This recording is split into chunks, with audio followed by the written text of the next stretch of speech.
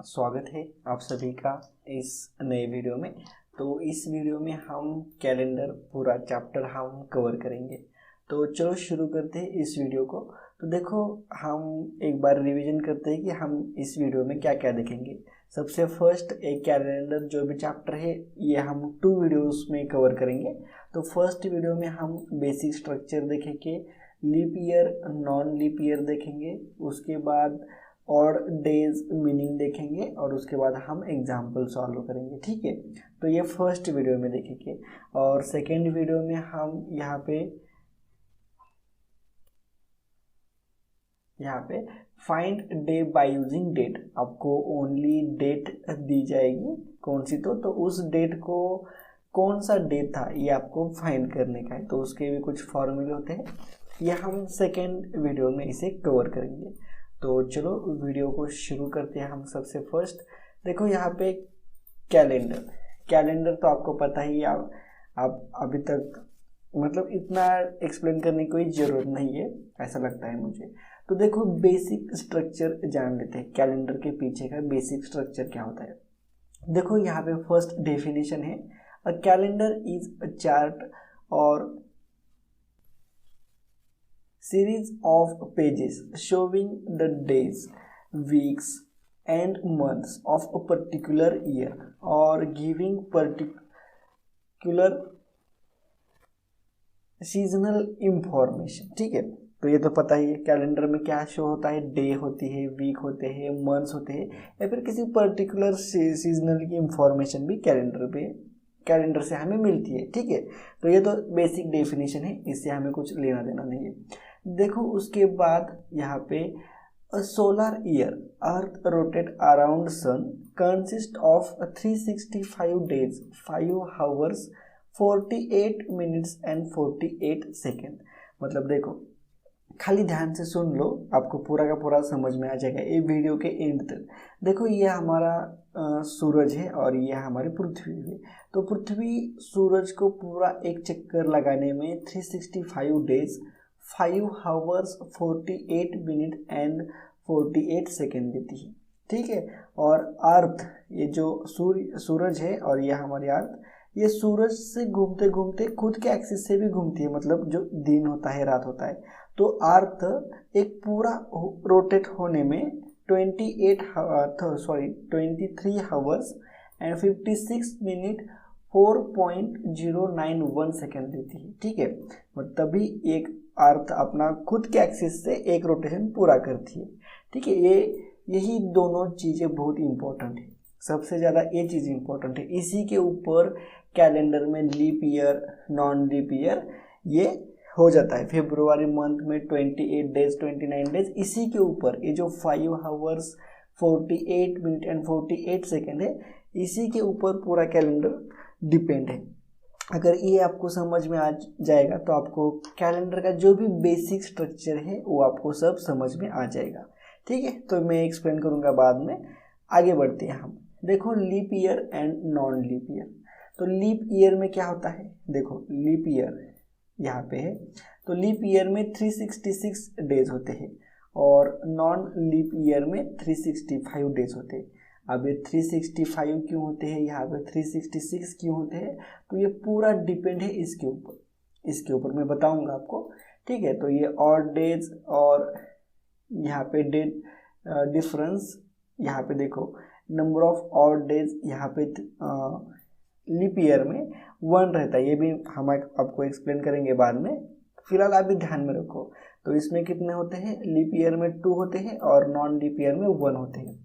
और date difference, तो non leap year में फेब्रुआरी मंथ में 28 डेज रहते हैं और लीप ईयर में फेब्रुआरी मंथ में 29 डेज रहते हैं। ठीक है, ये तो आपको पता ही है। तो ये हो चुका बेसिक स्ट्रक्चर। ठीक है, लीप ईयर और non leap year. Leap year में 366 डे होते हैं, फेब्रुआरी मंथ में 29 डेज होते हैं, और नॉन लीप ईयर में फेब्रुआरी मंथ में 28 डेज होते हैं और टोटल डेज 365 रहते हैं। ठीक है, यहाँ तक तो पता चला leap year non leap year क्या होता है। आगे देखेंगे, देखो leap year, every year divisible by 4 is a leap year. मतलब जो ईयर, मान लो अभी 2000 क्या चल रहा है, 22 चल रहा है, तो ये डिविजिबल बाय 4 से डिविजिबल होता है क्या? नहीं होता, तो ये लीप ईयर नहीं है। इस ईयर में फरवरी मंथ में 28 डेज है, ठीक है, 28 डेज है, लीप ईयर नहीं है ये, क्योंकि ये 4 से डिविजिबल ही नहीं है। जो ईयर 4 से डिविजिबल होता है वही लीप ईयर होता है, ठीक है, 4 से डिविजिबल। फॉर एग्जांपल यहाँ पे दिया है 2024, ठीक है, तो ये 4 से डिविजिबल है, इसलिए यह लीप ईयर है। इस ईयर में फरवरी मंथ में 29 डेज होंगे, समझ रहे हो। इफ, अब आगे चलते हैं, if it is not a century, century के छोड़ के, मतलब century means multiple of 100, multiple of hundreds, देखो हंड्रेड्स 4 से डिविजिबल है, 4 से डिविजिबल है, पर फिर भी यह लीप ईयर नहीं है। मान लो 2100 आ जाएगा, तो ये 4 से डिविजिबल है, पर ये लीप ईयर नहीं है। अब क्यों नहीं है ये मैं बताऊंगा आपको। फिलहाल डेफिनेशन देखो, लीप ईयर कैसे आइडेंटिफाई होता है। जो ईयर 4 से डिविजिबल होता है वही लीप ईयर होता है, एक्सेप्ट सेंचुरी, ठीक है, मल्टीपल ऑफ 100। सेंचुरी के लिए क्या है, century years divisible by 400 then it is leap year. अगर सेंचुरी ईयर्स मतलब जो 100 के मल्टीपल में आता है, 100, 200, 300, 400, तो अगर 100 के मतलब जो सेंचुरी के रेंज में आता है या फिर मल्टीपल्स में आता है, मल्टीपल्स ऑफ 100 क्या में आता है, अगर वो 400 से डिविजिबल है, अगर वो 400 से डिविजिबल है तो वह लीप ईयर कहलाता है। मतलब देखो यहाँ पे 2400 जो भी साल आएगा वो 400 से डिविजिबल है, तो यह लीप ईयर होगा। पर 2100 यहाँ पे ये 4 से डिविजिबल है, पर ये लीप ईयर नहीं है, क्योंकि ये मल्टीपल ऑफ हंड्रेड्स में आता है, ठीक है, मल्टीपल ऑफ हंड्रेड्स, या फिर पीछे 2 जीरो रहेंगे तो वह 4 से डिविजिबल होगा, फिर भी वो लीप ईयर नहीं होगा। अगर पीछे 2 जीरो है तो उस केस में 400 से डिविजिबल करेंगे हम, उस केस में हम 400 से डिविजिबल करेंगे, ठीक है। तो ये है लीप ईयर को कैसे पहचाना जाता है। अब मैं इसके पीछे का बेसिक आपको बताता हूँ। देखो यहाँ पे तो ये 365 डेज है, ठीक है, नॉर्मल ईयर में क्या रहते हैं, 365 डेज रहते हैं बराबर, पर ये 5 आवर्स 48 मिनट्स 48 सेकेंड इसको तो हमने छोड़ ही दिया है, 5 आवर्स 48 मिनट इसको हमने छोड़ ही दिया है। मान लो ये सभी को हम अप्रोक्सीमेट 6 आवर्स मान लेते हैं, ठीक है, ये 5 आवर्स 48 मिनट्स को 6 आवर्स हम मान लेते हैं। तो देखो 6 आवर्स मान लिया, तो हर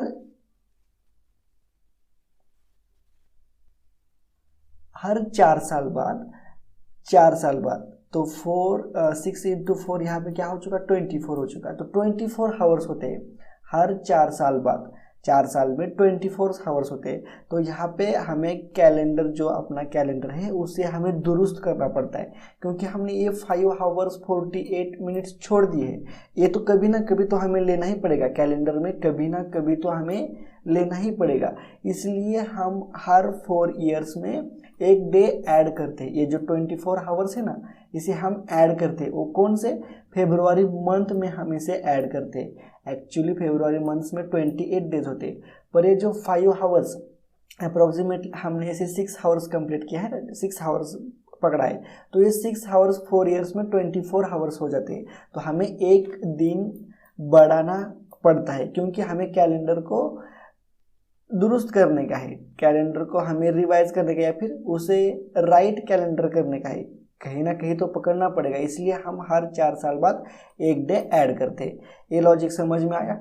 लीप ईयर क्यों आता है, तो इसके वजह से लीप ईयर आता है। ये जो ज़्यादा हावर्स है ना, 5 आवर्स। देखो अब ये तो हो गया 4 का। अब देखो हम सेंचुरी में लीप ईयर नहीं मनाते हर 100 साल में, तो क्यों नहीं मनाते, क्योंकि हमने यहाँ पे एज्यूम क्या किया था, 6 आवर्स हमने एज्यूम किया था बराबर।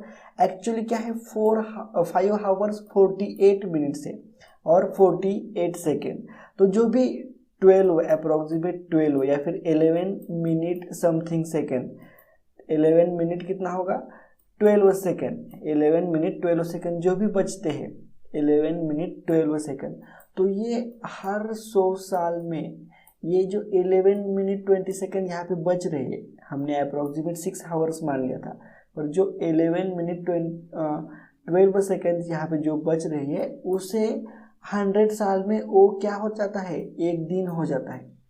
100 साल में उसका एक दिन बन जाता है, इसलिए हमें हर 100 साल में एक दिन कम करना पड़ता है। तो इसीलिए अगर 100 को मान लीजिए 2100 है, अगर इसे 4 से डिविजिबल भी होता है फिर भी हम इसे लीप ईयर नहीं कंसिडर करते। क्यों? क्योंकि यहाँ पे हमने जो एरर है 12 मिनट्स या फिर 11 मिनट्स की, तो उसे मिनिमाइज करने के लिए हम यहाँ पे हर 100 साल में उसे एक दिन हम बढ़ाते नहीं है। ठीक है, 100 साल में हम एक दिन बढ़ाते नहीं है। समझ गए? 100 साल में हम एक दिन क्यों नहीं बढ़ाते यहाँ पे।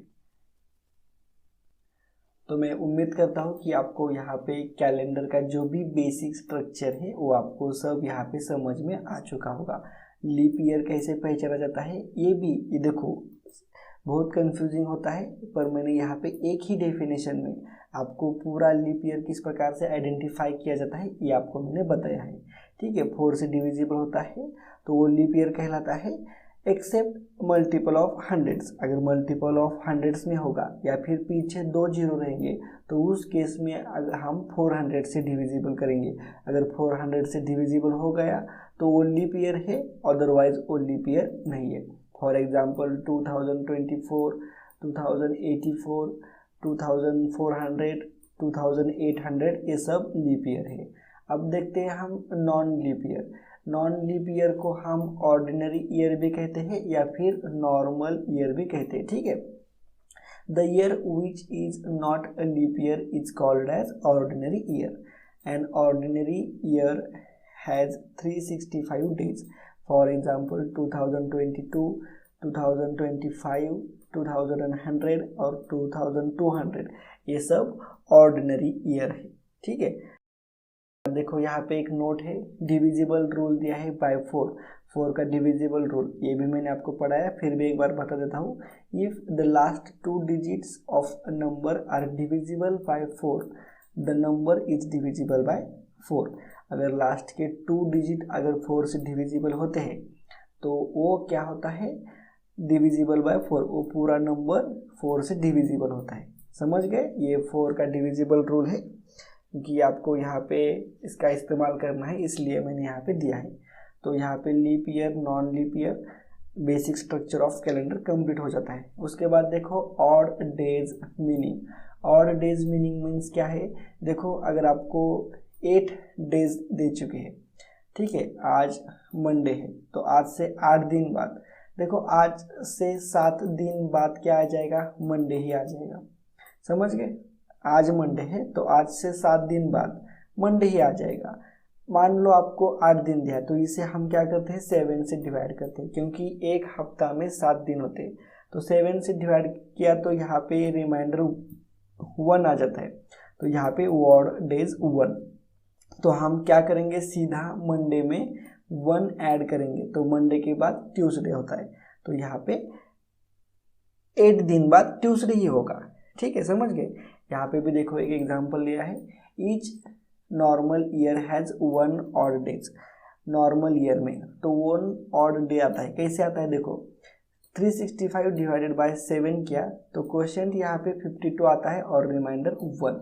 तो रिमाइंडर जो आता है 1, इसी को हम ऑड डेज कहते हैं।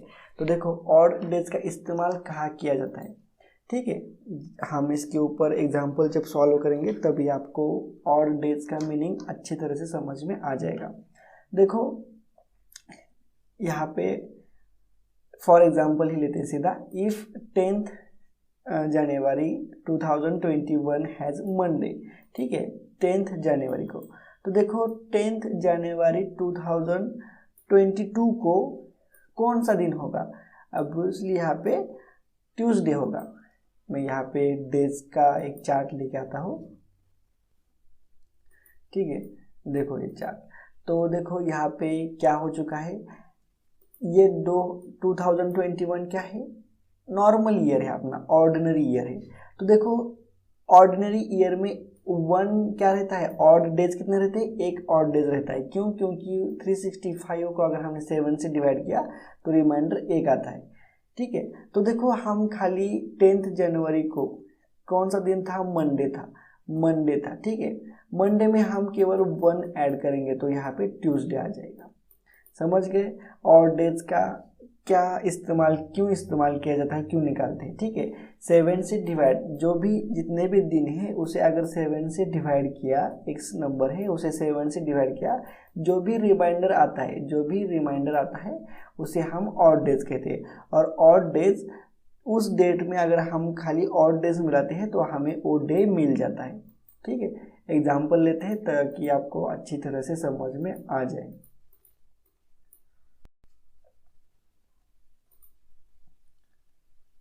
देखो यहाँ पे नेक्स्ट एग्जांपल लेते हैं, each leap year has 2 odd days. ठीक है, लीप ईयर में 2 ऑड डेज होते हैं, यह हमने देखा है। 366 डिवाइडेड बाय 7 किया तो क्वेश्चन 52 ही आता है और रिमाइंडर 2 आता है। मान लो 10 जनवरी 2020 को, ठीक है, तो 2020 यहाँ पे लीप ईयर है क्योंकि ये 4 से डिविजिबल है।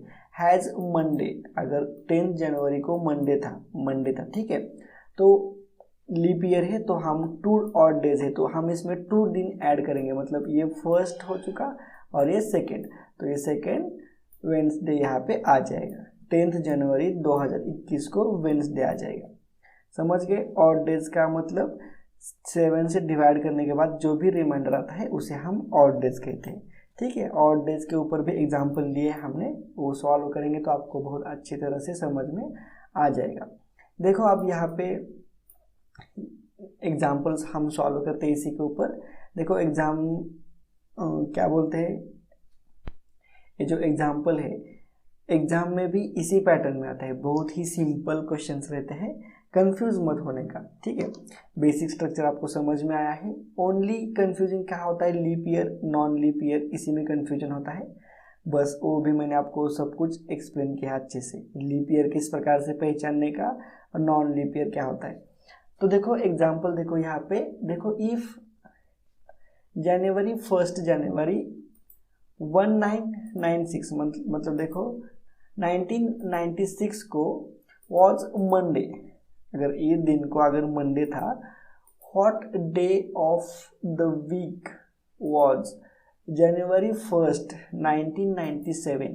तो देखो 1996 को अगर यहाँ पे मंडे था तो देखो यहाँ पे 1996 4 से डिविजिबल होता है क्या, हाँ होता है, 4 से डिविजिबल होता है, 96 4 से डिविजिबल होता है, तो ये क्या हो चुका, लीप ईयर हो चुका। और लीप ईयर में जो एक दिन बढ़ता है, जो लीप ईयर में एक दिन बढ़ता है वो फेब्रुआरी मंथ में बढ़ता है, और जनवरी 1996 से जनवरी 1997 में यहाँ पे फेब्रुआरी मंथ आता है, इन दोनों के बीच में फेब्रुआरी मंथ आता है, इसलिए हम यहाँ पे 2 दिन से बढ़ाएंगे। ठीक है, ऑड डेज कितने होते हैं लीप ईयर में, 2 डेज होते हैं, तो अगर यहाँ पे मंडे था, ठीक है, मंडे था तो हम इसमें 2 डेज ऐड करेंगे तो यहाँ पे वेडनेसडे आ जाएगा, तो हमारा ऑप्शन नंबर बी यहाँ पे करेक्ट ऑप्शन होगा। ठीक है, इस प्रकार से निकाला, समझ गए। देखो एक और एग्जांपल देखो, यहाँ पे पूरा एक्सप्लेनेशन भी किया है, आंसर भी मैं दिखा रहा हूँ आपको और उसे एक्सप्लेन भी कर रहा हूँ। ठीक है, तो आप अच्छी तरह से समझ में भी आ जाएगा आंसर। देखो आप आंसर, उसमें कुछ दिक्कत नहीं है, पर खाली ध्यान में रखो कि किस प्रकार से आंसर आया है। देखो यहाँ पे वही एग्जांपल है 1996 का, पर यहाँ पे मंथ क्या दिया है, मार्च दिया है। 1 मार्च 1996 को अगर मंडे था तो यहाँ पे 1 मार्च 1997 को कौन सा डे रहेगा। ठीक है, तो देखो मार्च से लेके, देखो ये तो लीप ईयर है, ये तो लीप ईयर है, पर इस लीप ईयर में फेब्रुआरी मंथ नहीं आ रहा है यहाँ पे, फेब्रुआरी मंथ तो ऑलरेडी पीछे चला गया, तो हम इसमें केवल एक ही दिन बढ़ाएंगे, ऑड डेज, एक ही ऑड डेज लेंगे, क्योंकि फेब्रुआरी मंथ तो पीछे चला गया। जो एक दिन बढ़ता है एक्स्ट्रा वो तो फेब्रुआरी मंथ में चला गया, अब यहाँ पे फेब्रुआरी मंथ नहीं है, ठीक है, तो इसलिए हम यहाँ पे एक ही ऑड डेज लेंगे। तो मंडे है तो मंडे में हम केवल एक बढ़ाएंगे, एक डे बढ़ाएंगे, तो यहाँ पे ट्यूसडे, तो यहाँ पे हमारा ऑप्शन नंबर ए रहेगा। देखो कंफ्यूज मत हो, देखो मैंने जो भी बोला फेब्रुआरी मंथ इन दोनों के बीच में नहीं आ रहा। जो फेब्रुआरी मंथ में एक दिन बढ़ता है 29 फरवरी, तो वो तो चला गया, इस फेब्रुआरी नहीं है, तो इसलिए यहाँ पे हमने केवल एक ही ऑड डेज लिया है। ज़्यादातर स्टूडेंट इसी में कंफ्यूज होते हैं। यहाँ पर हमने ऑड डेज 2 लिए लीप ईयर होते हुए, क्यों? क्योंकि यहाँ पे फेब्रुआरी मंथ आ रहा था बीच में, यहाँ पे हमने केवल ऑड डेज एक ही लिया है, क्योंकि यहाँ पे फेब्रुआरी मंथ नहीं आ रहा। ठीक है, समझ गए? वही एग्जाम्पल था, उसी को सॉल्व किया है। तो चलो नेक्स्ट एग्जाम्पल देखते हैं, सेकेंड एग्जाम्पल। सेकेंड एग्जाम्पल देखो, यहाँ पे सिंपल एग्जाम्पल है। अभी यहाँ पे आपको ऑड डेज का कंसेप्ट कवर हो जाएगा। Today is Monday, after 61 days it will be. तो 61 डेज बाद कौन सा दिन होगा? तो आज तो मंडे है, ठीक है, तो हम क्या करेंगे, 61 को हम 7 से डिवाइड करेंगे, तो यहाँ पे रिमाइंडर क्या आता है? रिमाइंडर आता है 5 आता है, ठीक है। तो हम मंडे में 5 दिन ऐड करेंगे, फर्स्ट, सेकेंड, थर्ड, फोर्थ और यहाँ पे 5th, तो ये सैटरडे होगा। इसी को कहते हैं ऑड डेज, ठीक है। तो यही है ऑड डेज का कंसेप्ट। जितने भी दिन होते हैं, साल में हो 2 साल में हो, उसे अगर हम 7 से डिवाइड करें, जितना भी रिमाइंडर आता है उतने दिन हम केवल ऐड करेंगे उस डे में। तो यहाँ पे कौन सा दिन आ गया? सैटरडे, तो यहाँ पे सैटरडे ऑप्शन नंबर बी रहेगा। इसी से हम स्पीड में एग्जाम्पल सॉल्व कर सकते हैं ऑड डेज के ऊपर। समझ गए? सेकेंड एग्जाम्पल बहुत ही सिंपल था, ठीक है। थर्ड एग्जाम्पल देखते हैं, नेक्स्ट एग्जाम्पल। यहाँ पे सब कुछ एक्सप्लेनेशन में सब कुछ एक्सप्लेन किया है, ठीक है। थर्ड एग्जाम्पल देखते हैं। देखो यहाँ पे थर्ड एग्जाम्पल क्या है, देखो if 15 March is Monday then which day will fall on 10th October of same year. Same year में तो अब हमें डेज कैलकुलेट करने पड़ेंगे। तो 15 मार्च दिया है, तो मार्च में कितने दिन बचे? 16 डेज बचे। टोटल कितने दिन होते हैं? 31 डेज होते हैं मार्च में। तो देखो मार्च से हमें अक्टूबर तक जाना, अक्टूबर तक। तो देखो यहाँ पे कैलकुलेशन क्या है, मार्च के 16 डेज, अप्रैल के 30, मई के 31 दिन, जून के 30, जुलाई के 31, अगस्त के 31, सितंबर के 31 और ये अक्टूबर के केवल 10 तारीख को निकालने का है हमें, तो ये अक्टूबर के 10। तो इन सभी की एडिशन आती है 209। तो 209 को अगर हमने 7 से डिवाइड किया तो रिमाइंडर 6 आता है। तो 6 आता है तो हम क्या करेंगे, देखो मंडे है, टुडे मंडे है, तो हम इसमें 6 दिन ऐड करेंगे, first, second, third, fourth, 5th और ये 6, तो संडे आ चुका। तो यहाँ पे संडे ऑप्शन नंबर डी हमारा करेक्ट ऑप्शन रहेगा। समझ गए? अगर इस टाइप के प्रॉब्लम आ गए तो किस प्रकार से सॉल्व करने का। अब देखो ये आपको अप्रैल में कितने दिन होते हैं, जून में कितने दिन होते हैं, ये किस प्रकार से ध्यान रखने का, ये मैं आपको नेक्स्ट वीडियो में बताऊंगा, ठीक है। वहाँ पे डीप में बताऊंगा, एक्सप्लेन करूंगा। तो यहाँ पे केवल इस टाइप के क्वेश्चंस किस प्रकार से सॉल्व करने का वो खाली ध्यान में रखो। तो थर्ड एग्जाम्पल हो चुका है। तो यहाँ पे मुझे लगता है पूरे के पूरे एग्जाम्पल सॉल्व हो चुके हैं। इसी पैटर्न में एग्जाम्पल आते हैं क्वेश्चन में। जितने एग्जाम में जितने टाइप के अभी तक क्वेश्चंस आए थे, मैंने उतने सभी टाइप के यहाँ पे कवर किए हैं। सिंपल क्वेश्चन पेपर रहता है, ज़्यादा हार्ड नहीं रहता। तो यहाँ पे एग्जाम्पल भी पूरे हो चुके हैं और फर्स्ट वीडियो भी यहाँ पे कंप्लीट हो चुका है। नेक्स्ट वीडियो में हम find day by using date, केवल आपको डेट दी जाएगी, केवल डेट दी जाएगी, ठीक है, और उसी के ऊपर आपको डेज एज्यूम करने का है। यहाँ पे क्या होता था, आपको एक डे दिया जाता था, उसको ये उस डेट को ए डे था ऐसा बोला जाता है, और आपको सेकेंड डेट को डे निकालने का मांगता था। यहाँ पे वैसा नहीं, केवल आपको यहाँ पे डेट दिया जाता है और उस डेट को आपको कौन सा डे था वो निकालने का है। तो इस टाइप के वीडियो और उसकी कंसेप्ट हम नेक्स्ट वीडियो में डिस्कस करेंगे। तो चलो मिलते हैं नेक्स्ट वीडियो में।